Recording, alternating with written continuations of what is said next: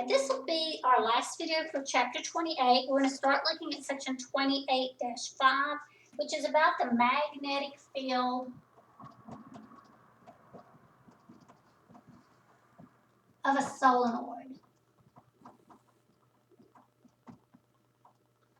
And all a solenoid is a long coil of wire.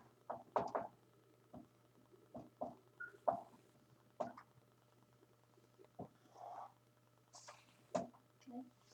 If I were to draw one, it would look like this.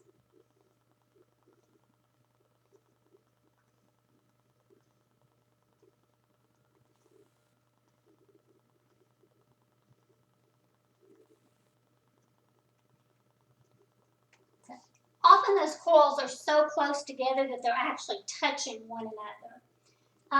It's hard to really tell which way I'm doing, but let's assume that the current is going in like this. It's going over the top,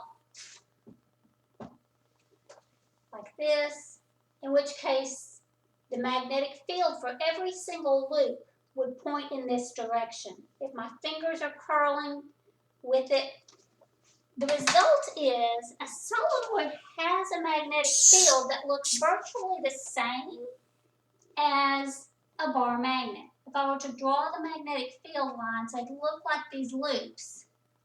They would come out of the North Pole or out of the direction the magnetic field points and loop back around.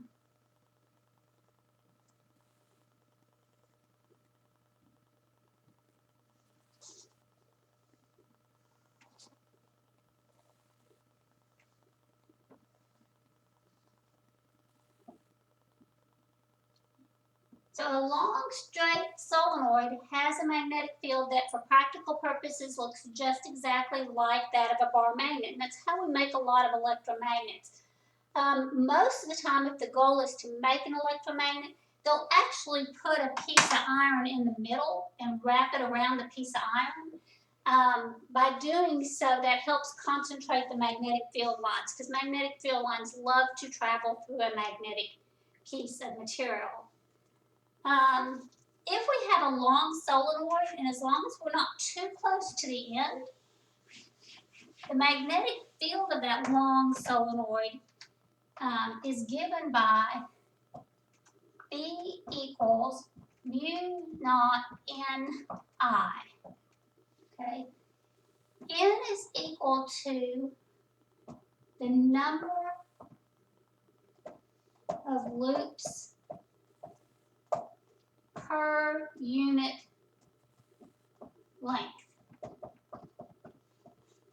Generally, we think of that as being the number of turns or loops per meter. Okay, so you could have written it, although this is the form we usually see it in, it could be written like, where N is the number of loops over L, because the number of turns or number of loops per meter would look like that. This gives us the magnetic field inside of the solenoid, which is where the magnetic field is concentrated. The outside of the solenoid, the magnetic field is going to be a whole lot lower. So this is what the magnetic field looks like inside of the solenoid. I want to work one example.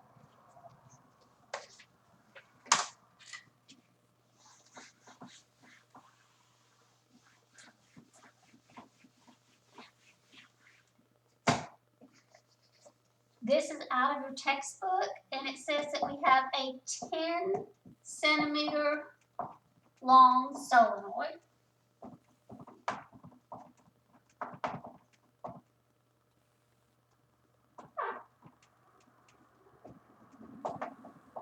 With 400 turns. And it carries a current of 2.0 amps. Okay. So if I want to know the magnetic field, I know the formula, mu0 Ni N, of course, is the number of turns, which in this case is 400 turns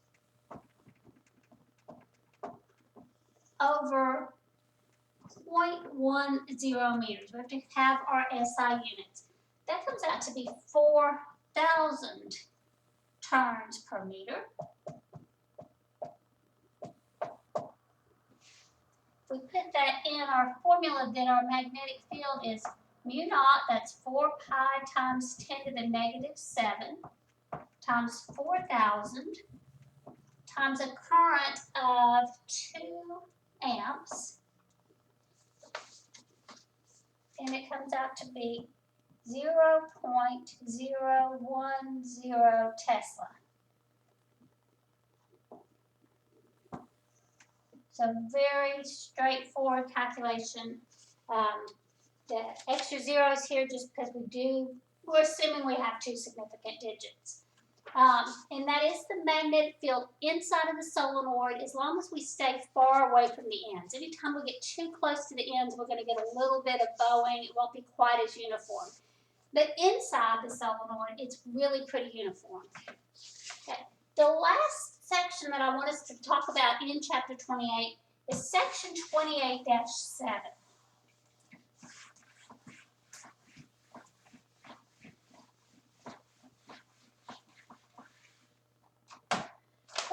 28-7 talks about magnetic materials, or a property that we call ferromagnetism.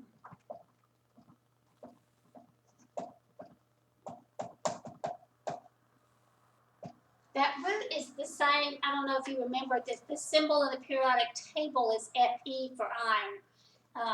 Iron sulfate is called ferrous sulfate. So really we think of magnetic materials being primarily iron because that's where it was first discovered. But there are actually other materials besides iron. We know that magnetic fields come from one of two places. They either come from an electric current or they come from a magnetic material.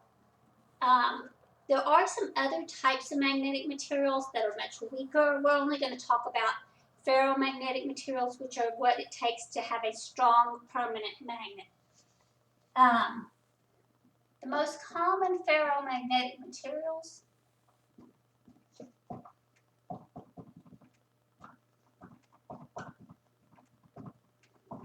well, the most obvious one is iron, but there are others: cobalt,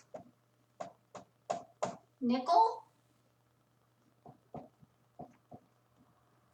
gadolinium, and neodymium. All of these can be made into very strong magnets.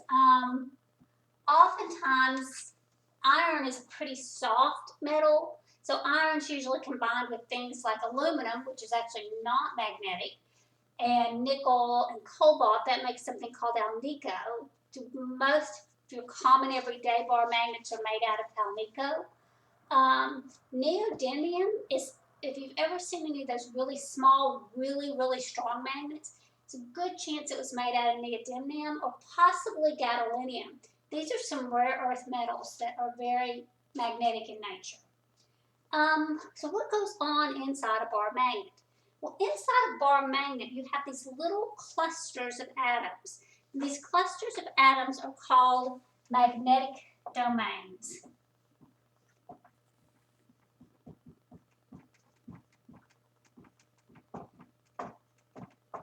And they act like tiny magnets. So this little cluster of atoms is probably less than 1 millimeter cubed. 1 millimeter by 1 millimeter by 1 millimeter. It actually behaves like a permanent magnet. It has a north pole and a south pole. When you have a piece of iron or some other magnetic material, if it's not magnetized, what happens, you have all those domains, but they're random. And I'm going to assume that the arrow is the north pole, and they point every which way.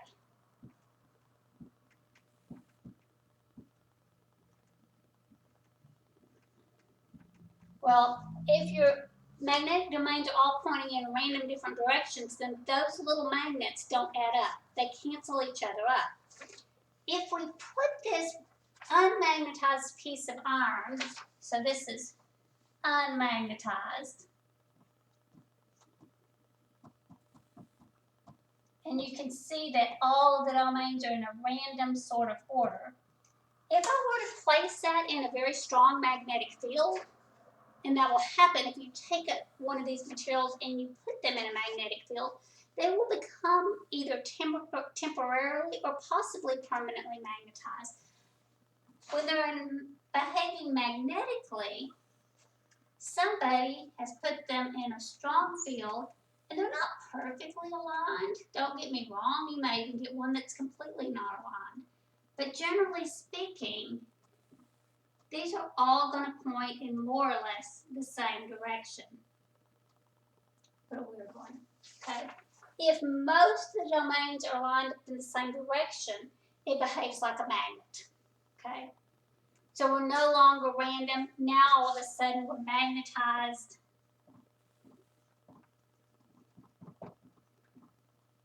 And all of our little domains are aligned. Well, one of the characteristics about most permanent magnets is if you drop them repeatedly, you beat on them with a hammer, you heat them up, they lose some of their magnetism. They're not as good a permanent magnet. What's happening is if you take something like this, if you heat it up and the atoms start moving, they'll knock each other out of alignment. Or if you drop it, you knock domains out of alignment. Well, if you do it long enough, your magnet ends up looking like this.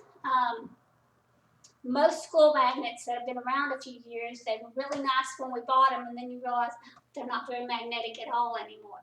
Now, they make things to remagnetize them. If you take a magnet that looks like this and you put it in a strong magnetic field, it can be used to help realign it and get it back in its original condition.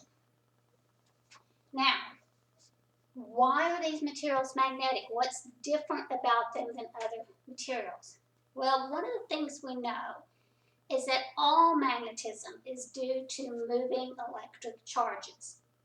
It's really obvious in an electromagnet that the magnetism is due to moving electric charges. But if we stop and think about it on an atomic level, every atom is surrounded by electrons that are moving around the nucleus.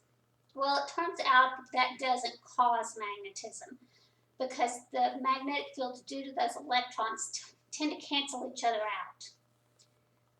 But what does cause it is those electrons also have something called electron spin. Every electron has an electron spin of either plus a half or minus a half. And there again, in most materials, if you add all those up, they add up to 0 and you don't get a magnetic material.